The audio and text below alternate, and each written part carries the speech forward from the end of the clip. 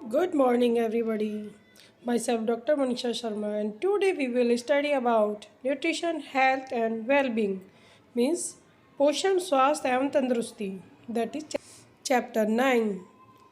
देखिए, जैसे जैसे बच्चों की वृद्धि और विकास होता है उसकी पोषण संबंधी आवश्यकताएं भी बढ़ती जाती हैं. बच्चों की पोषण संबंधी आवश्यकताएं मुख्य रूप से उसके शारीरिक वृद्धि दर पर निर्भर करती हैं. यदि इस अवस्था में किसी भी पौष्टिक तत्व की कमी रह जाए तो बच्चे में कई प्रकार की बीमारियों के साथ साथ अपंगता भी आ सकती है.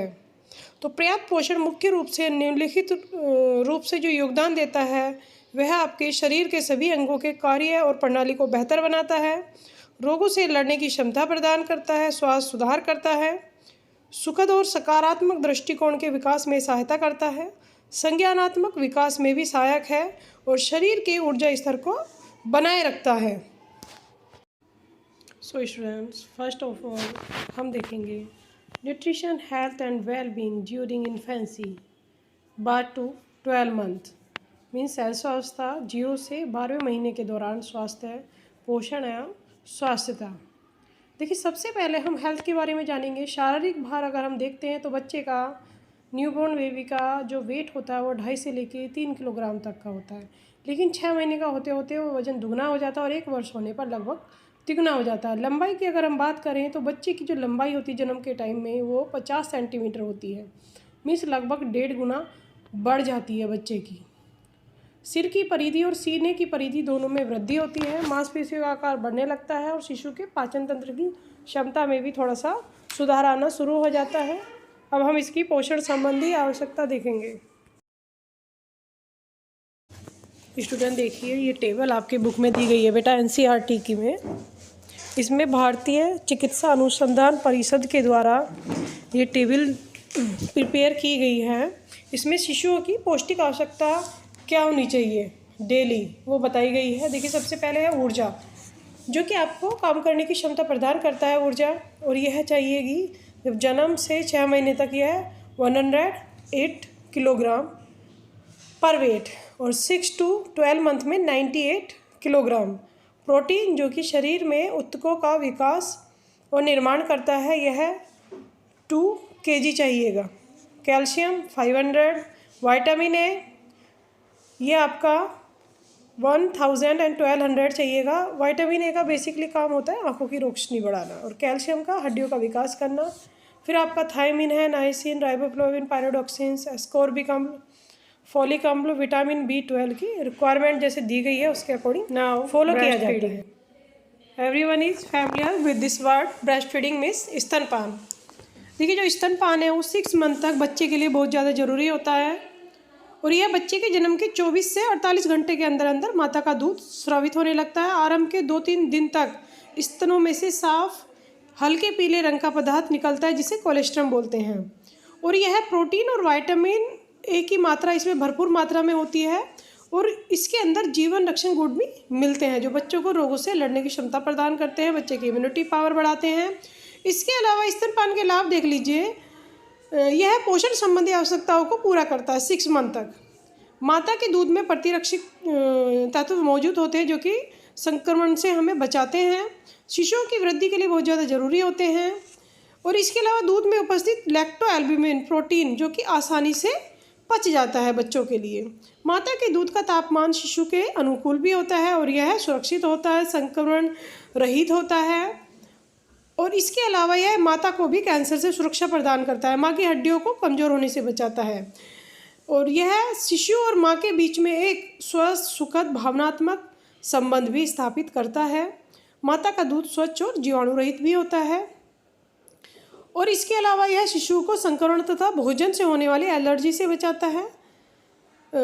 माँ कितनी भी गरीब हो शिशु का पोषण कर सकती है. इसके अतिरिक्त इसमें धन भी व्यय नहीं करना पड़ता, यानी कि कोई भी मनी वेस्टेज इसमें नहीं होती है. लेकिन स्टूडेंट्स, यहाँ पर कुछ बातें हैं जो ध्यान रखनी है कि यदि अगर मदर को कोई भी डिजीज़ है तो उससे सीधा सीधा क्या इफ़ेक्ट पड़ेगा, बच्चे पर पड़ेगा. तो इसीलिए उस टाइम में ब्रेस्ट फीड नहीं कराना है. या इसके अलावा मदर अगर दोबारा से कंसीव हो जाती है, मतलब दोबारा से अगर वो प्रेग्नेंट हो जाती है, तब भी उसको मदर का दूध नहीं पिलाना है बच्चे को। यदि माँ किसी दवाई का सेवन कर रही है, यूज़ कर रही है, तो भी नहीं पिलाएंगे।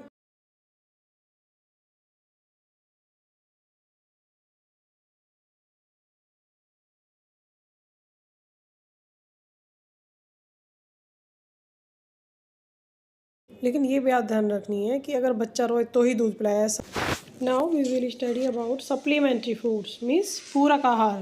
देखिए, दूध के अतिरिक्त जो खाद्य पदार्थ शिशु को उसकी पौष्टिक आवश्यकताएं पूर्ति करने के लिए दिए जाते हैं वो पूरक आहार कहलाते हैं। या दूसरे तरह से हम ये भी बोल सकते हैं कि शिशु को पूरक आहार देने की प्रक्रिया को ही हम स्तन्यमोचन भी कहते हैं। ओके, देखिए क्या होता है, धीरे धीरे माता के दूध देने के समय या अवधि में परिवर्तन लाकर शिशु को 3-4 महीने की आयु से तरल, अर्ध तरल या कोमल ठोस आहार देना आरंभ कर दिया जाना चाहिए। ऐसा न करने से क्या होता है, शिशु कुपोषण का शिकार हो जाता है। और शिशु के आहार में अन्य खाद्य पदार्थों की मात्रा बहुत धीरे धीरे बढ़ानी चाहिए ताकि उसकी जो आवश्यकताएं हैं, पौष्टिक आवश्यकताएं, लोह तत्व के लिए, आयोडीन के लिए या विटामिन्स की जो पूर्ति है वो ईजिली हो सकती है। तो इसीलिए कहते हैं कि 6 मंथ के बाद बच्चे को जो भी हम तरल, अर्ध तरल या ठोस आहार दे रहे हैं वही प्रक्रिया स्तन्यमोचन कहलाती है या फिर पूरक आहार भी कहलाती है। अब इसके आगे हम इसके डिफरेंट टाइप्स देखेंगे पूरक आहार के। देखिए, ये 3 तरह का होता है, तरल पूरक आहार, मसले हुए या अर्ध ठोस पूरक आहार या ठोस पूरक आहार। अगर हम अर्ध तरल की बात करें तो इसमें उबले हुए पानी के साथ साथ दूध या फिर कुछ सप्ताह बाद बिना पानी वाला दूध दिया जाता है और इसके साथ साथ हम सूप, सब्जी, दाल, छना हुआ सूप देने लगते हैं, लेकिन वो मसाले के बिना ही होना चाहिए। सेकंड है हमारा मसले हुए अर्ध ठोस पूरक आहार। इसमें देखिए, हम उबले हुए अंडे का पीला भाग दे सकते हैं, अच्छी तरह से पकी हुई दालें दे सकते हैं, मसला हुआ केला दे सकते हैं या मसली हुई मछली दे सकते हैं, अच्छी तरह से पकाई गई मछली दे सकते हैं। इसके अलावा आलू अच्छी तरह से पका करके मसल कर हम उन्हें दे सकते हैं। तो ये हैं हमारे मसले हुए ठोस पूरक आहार। थर्ड आता है हमारा ठोस पूरक आहार। इसमें जब बच्चे के दांत निकलने लगते हैं तो उसे कटे हुए ठोस पदार्थ देना शुरू कर देते हैं, जैसे गाजर, खीरा, ककड़ी का टुकड़ा दे दिया या पके हुए चावल दे दिए, रोटी का टुकड़ा, टोस्ट, बिस्किट आदि दे देते हैं, या दाल, अनाज, टुकड़ा किया हुआ, मसला हुआ मांस आदि भी हम दे सकते हैं।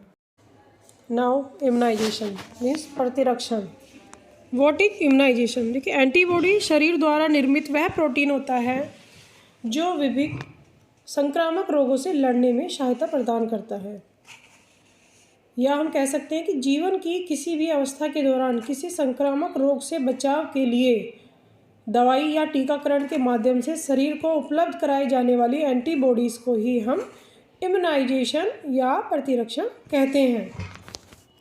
देखिए स्टूडेंट, होता क्या है, ये जो एंटीबॉडीज होती हैं ये संक्रामक रोग उत्पन्न करने वाले जीवाणुओं को शरीर में ही सक्रिय होते ही ख़त्म कर देती हैं उन्हें, जिसके कारण बच्चा विभिन्न संक्रामक रोग जैसे कि क्षय रोग, गलघोटू, कुकर खांसी, टेटनस, पोलिया, खसरा, हैजा, अतिसार, शीतला इत्यादि रोगों से मुक्त रहता है।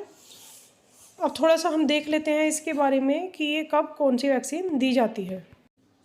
स्टूडेंट्स, जब बच्चा गर्भ में होता है 8 महीने से पहले पहले माता को टिटनस के 8 महीने के अंतर पर 2 टीके लगाए जाते हैं। जन्म के समय जब बच्चा जन्म ले लेता है तब उसे BCG का, पोलियो की पहली खुराक और हेपेटाइटिस B का पहला टीका लगाया जाएगा। 1.5 मंथ का होने पर 1.5 मंथ में बच्चे को DPT की पहला टीका होता है, पोलियो की दूसरी खुराक दी जाती है और हेपेटाइटिस B का दूसरा टीका लगाया जाता है। फिर 2.5 मंथ में बच्चे को DPT का दूसरा टीका, ओरल पोलियो की तीसरी खुराक दी जाती है और 3.5 मंथ में बच्चे को DPT का तीसरा टीका लगाया जाएगा, पोलियो की चौथी खुराक दी जाएगी और इसके अलावा 6 से 9 मंथ में बच्चे को ओरल पोलियो की 5वीं खुराक, हेपेटाइटिस B का दूसरा टीका। फिर जब बच्चा 9 मंथ में लग जाता है तो उसको खसरे का टीका लगाया जाता है और 15 से 18 मंथ में बच्चे को DPT का बूस्टर टीका लगाया जाता है, पोलियो की बूस्टर खुराक दी जाती है और MMR का भी टीका लगाया जाता है। जब बच्चा 2 साल का हो जाता है, हैजे का टीका और टाइफाइड का टीका, 2 तरह के टीके लगते हैं। 5 से 6 मंथ में बच्चे को DPT के बूस्टर टीका और टाइफाइड का भी बूस्टर टीका लगाया जाता है। जब बच्चा 10 साल का हो जाता है तब उसको टिटनस व टाइफाइड बूस्टर टीका लगाया जाता है, हेपेटाइटिस B का बूस्टर टीका। देन उसके बाद जब वो 12 साल का हो जाता है तब उसे टिटनेस का बूस्टर टीका और इसके अलावा टाइफाइड का भी बूस्टर टीका लगाया जाता है। तो ये बच्चे का वैक्सीनेशन होता है, इम्यूनाइजेशन होता है, ताकि रोगों से लड़ने की क्षमता बच्चे को मिल सके। तो इसीलिए जब बच्चा गर्भ में होता है तभी से टीकाकरण शुरू हो जाता है, तो माँ के थ्रू दिया जाता है बच्चे को।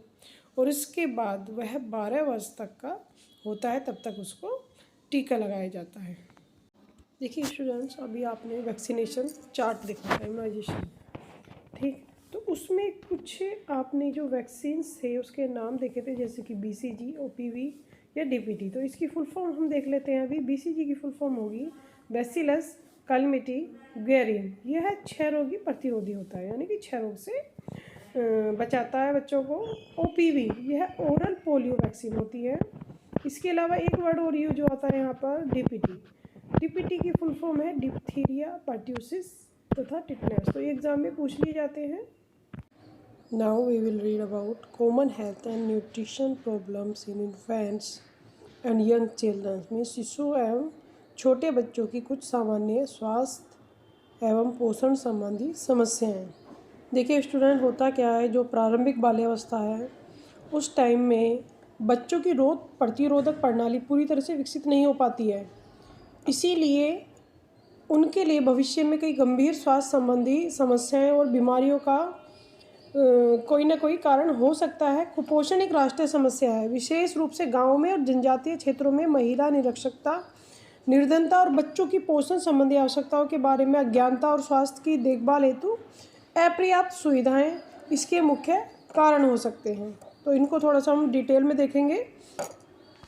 देखिए स्टूडेंट, होता क्या है, माँ का दूध जो कि बहुत ज़्यादा ज़रूरी होता है बच्चों के लिए, लेकिन अगर यह ना मिल पाए, कुछ भी रीज़न हो सकता है इसका, तो क्या होता है कि बच्चे ना खाना खाने पे आ जाते हैं या ऊपर का दूध लेते हैं।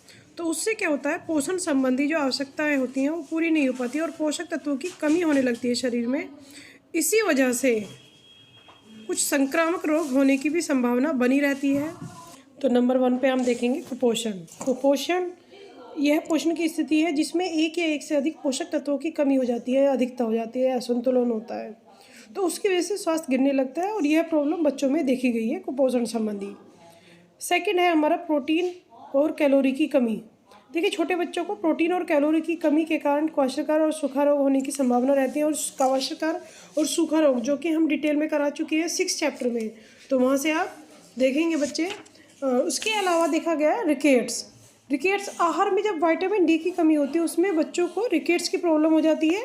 और डी की कमी से कैल्शियम और फास्फोरस खनिज लवण प्रयोग में ना आ पाने के कारण ये प्रॉब्लम बच्चों में देखी गई है। इसके लक्षण में देख सकते हैं हम, जैसे कि दांतों और अस्थियों के निर्माण पर असर पड़ता है, यानी कि दांत और हड्डियां आपकी कमज़ोर हो जाते हैं बच्चों के। और इसकी वजह से क्या होता है कि बच्चे के सिर की अस्थि भी विकृत होने की संभावना रहती है, चपटी और चौकोर हो जाती है, माथी की अस्थि आवश्यकता से अधिक उभार ले लेती है। इसके अलावा हमने देखा आयोडीन की कमी भी बच्चों को देखी गई है। इसमें शारीरिक और मानसिक विकास दोनों ही रुक जाता है। बच्चों में बौनापन और घेंगा रोग देखा जा सकता है इस टाइम में। इसके अलावा है अनीमिया। देखिए बच्चों में लौह तत्व की कमी के कारण अनीमिया रोग हो जाता है और इसमें क्या होता है, बच्चे के शरीर में रक्त की कमी हो जाती है। नेक्स्ट है पोषणात्मक अंधापन। यह विटामिन ए की कमी के कारण होता है। जब बच्चों को विटामिन ए की कमी हो जाती है, जैसे कि ए की जो सोर्सेज हैं वो मैं आपको बता चुकी हूँ। पीले फल और सब्जियों में ये बहुत मात्रा में मिलता है, दूध और दूध से बने पदार्थों में भी मिलता है। लेकिन जब ये सोर्सेज बच्चों को नहीं मिल पाते हैं तो बच्चों के अंदर ये पोषणात्मक अंधापन भी देखा गया है।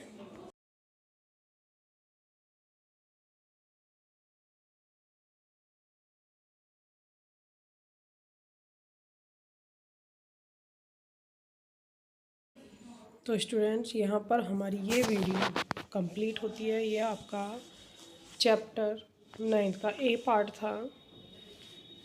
देखिए अगर आपको यह वीडियो अच्छी लगी है तो प्लीज़ अपने दोस्तों के साथ शेयर कीजिएगा और मेरे चैनल को सब्सक्राइब कीजिएगा। तो मैं आपको अब नेक्स्ट वीडियो में मिलूँगी, तब तक के लिए bye bye and take care.